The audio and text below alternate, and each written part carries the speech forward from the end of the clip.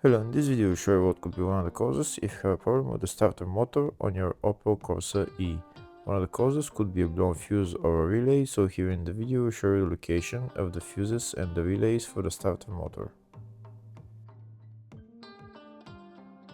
Before I show you the location of the fuses, first I'll show you how to test the fuses, if they're good or bad.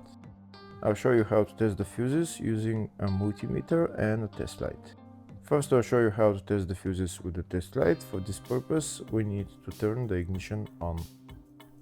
This is the test light that I'm using. We need to attach the cable of the test light to battery negative or somewhere on chassis ground.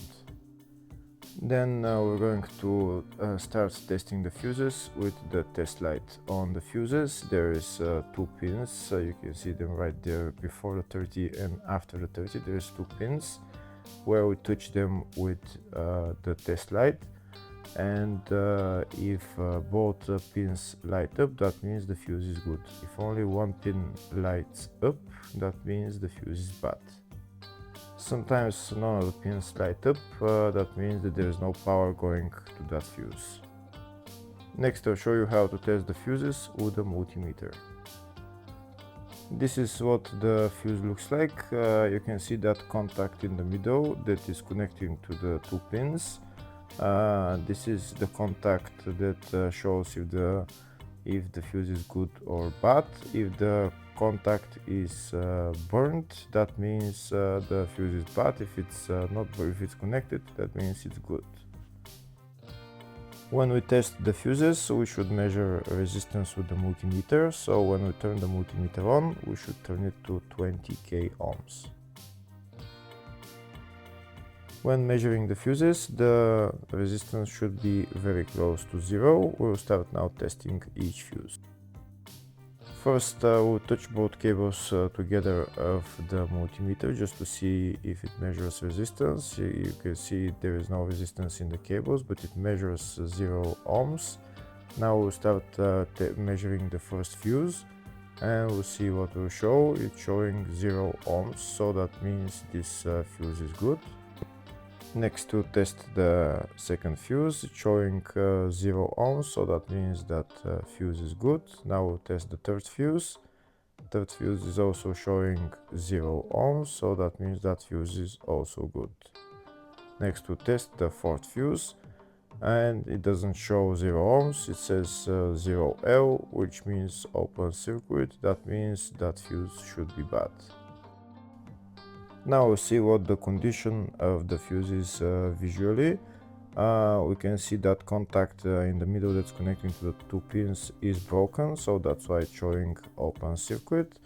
That means the fuse is bad, so it needs to be replaced.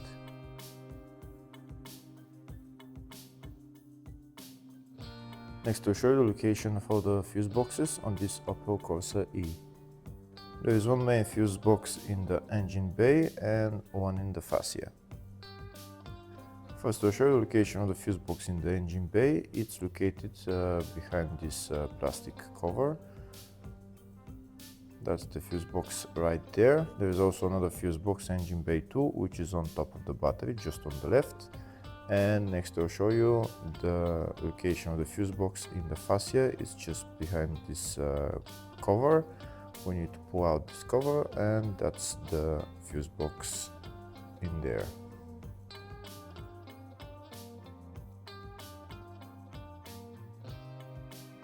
Next I'll show you a diagram of all the fuse boxes on this Opel Corsa E. There's two fuse boxes in the engine bay 1 and engine bay 2, and two in the fascia 1 and fascia 2 fuse boxes. Next we'll show you the location of the fuses and the relays for the starter motor on this Opel Corsa E. Fuses are located in the engine bay 1 and engine bay 2 fuse boxes. First I'll show you the engine bay 1 fuse box, and the relay is number 7 relay, and the fuse is F47 fuse.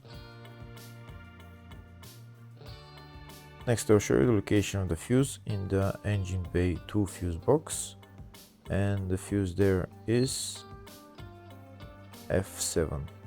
Hopefully the video was helpful. Please like and comment on the video and subscribe to the channel. Thank you.